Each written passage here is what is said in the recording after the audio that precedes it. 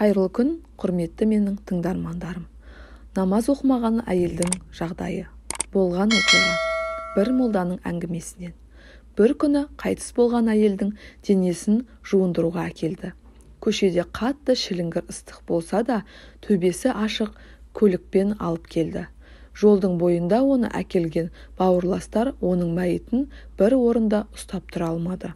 Бауырластар денені мәшинеден сүйреп апарып, әйелдер денені жууға кірісіп кетті. Оның өлі денесін жуып болғаннан кейін мешітте оған жаназа намаз оқыдық. Жаназа намазы әдеттегідей өтті. Бірақ оның денесін зияратқа әкеліп қабірге түсіргіміз келгенде, біз оны өз орнынан мүлдем алға жылжыта алмадық. Мен осы тұста сіздерге мәйітті зімбілден жердің үстіне түсіре алмағандығымызды айтқым келеді. Сол мезгілде зияраттың маңында болған адамдар ауыр көліктің өзін төңкеріп тастайтындай алып күшке ие болса да, олар өлі денені тіпті сантиметрге де жылжыта алмады. Қаза тапқан әйелдің 3 ұлы шұңқырда еді. Мен денені түсіруге көмектесетіндердің қатарында тұрдым. Дегенімен ештеңе істей алмадым. Мына тылсым құбылысты қараңыз. Менің аяғым қабірдің шұңқырының үстінде болды. Әрі зияратта болғандардың барлығы жабылып, бұл денені қозғай алғанынан көрінеді. Аяғым дірілдеп, қасіреттен денем қалтырап, қатты қорқып кеттім. Осы көріністі көрген қайтыс болған әйелдің бір ұлы анасының денесі қозғалмайтынын көргенде тізесін бүгіп айқайлап қинала бастады. Мен оған ештеңе айтпа және айқайлама деп қолыммен белгі бердім. Біз қайтыс болған адамға қатысты шариғат кітаптарында жазылмаған түрлі жағдайлармен кездестік. Сондықтан мен басқа бір дін ғалымына хабарласып, оған жағдайды түсіндірдім. Ол маған Құран оқы деді.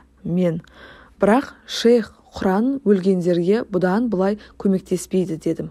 Шейх болса, оқы, Алла қаласа пайдасы тиер деп қайталады. Мен Құранның Ясин, Мүлік сүрелерінен бір қатар аяттар оқыдым. Бұл кезде қабір басындағы бірнеше еркек мәйіттің денесін қабірге түсіруге тырысып жатты.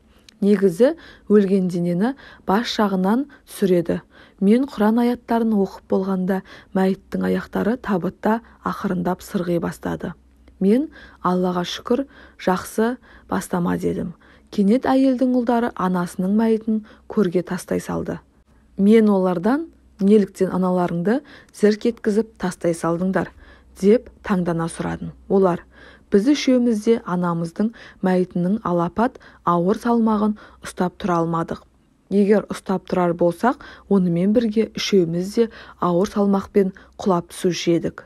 Мен әйелдің ұлдарына бетін құбылаға қарай бұру үшін мәйіттің денесін тартып алуын сұрадым. Оның жүзін құбылаға қарату үшін денесі жарты метрге көтергіміз келді. Алайда біз оның астынан қызарып тұрған шұңқырды көрдік. Тіпті мұндай шұңқырды экскаватормен қазып алғың келсе де, соншалықты жылдам қаза алмаушы едің. Сол сәтте ұлы кенеттен басымды ұстап өтініп сұрады. Анамның құпиясын сақташы. Алла сенің құпияларыңды жасырсын. Мен ештеңе істей алмаймын, барлығы бұл жағдайда өз көздеріммен көрді деп жауап бердім. Сонда ол тағы да, иә, осы менің анамның құпиясы болсын. Алла сенің де құпияларыңды жасырсын. Жоғарыға шыққан сәтте мен сізге барлығын өзін баяндап беремін деді. Мен оған қазір айтуын сұрағанда, ұлы қабірде тұрғанда емес, қабірден шыққанда айтатын білдірді. Ол былай деді. Сізден тағы бір нәрсе өтінейін деп едім. Мен жуғаннан кейін анамның жүзін көрдім. Ақтық сәтінде оны бір тағы соңғы рет көрсем деп едім, деді. Мен ұлдарына рұқсат бердім. Мен бұған рұқсат етілген бе, жоқ па білмеймін. Барлығы аяқталған соң мен ұлымнан шешесіне қатысты бар сырды айтуын өтіндім. Алайда ұлы менің басымнан сүйіп, кешірім сұрап, шындықты айтудан бас тартты. Сен маған уәде еткенсің, ол былай деп жауап берді. Иә, мен анамның бет-әлпетін көрмей тұрып уәде бердім. Енді көргеннен кейін сізге шындықты айта алмаймын. Содан кейін ол маған қарап былай деді. Мен сізге бір нәрсені ғана айта аламын. Қабірдегі жатқан мына кісі менің анам емес. Балам-ау, қалайша сенің анамың емес? Құжатында да сенің анаң екендігі жазылған. Жоқ, шейх, мен анамды соңғы рет жуындырғаннан кейін көріп, оны сүйгенде анамның жүзі нұрлы әрі жарқын болатын.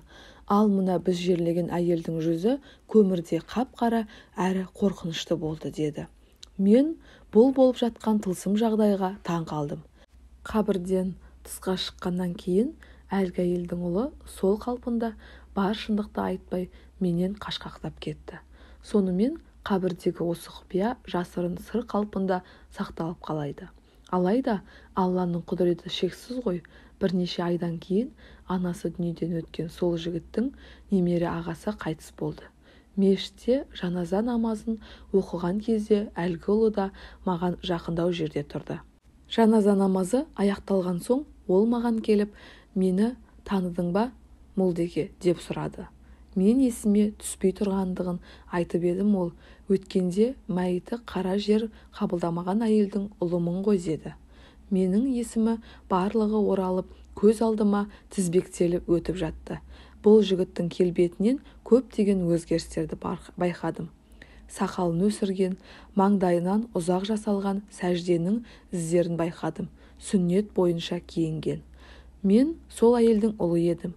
Анамның оқиғасын ендігі жерде ешкімнен жасырмай, барлық мешіттерде, тіпті жүрген жерімде адамдар ой түйсін деп айтып жүрмін. Ендігі кезекте сізге де айтамын. Өткен жолы бар ақиқатты айтамын деп айтпай сізден қашып кетіп едім. Содан бері ар-ұжданым мені қатты мазалап жүр. Сол жер қабылдамаған ауыр жағдайдан кейін анамның атынан қажылыққа бардым. Оның атынан мешіт салдым. Сондай-ақ көптеген жерлерден суық атқылаған субұрқақ жасаттым.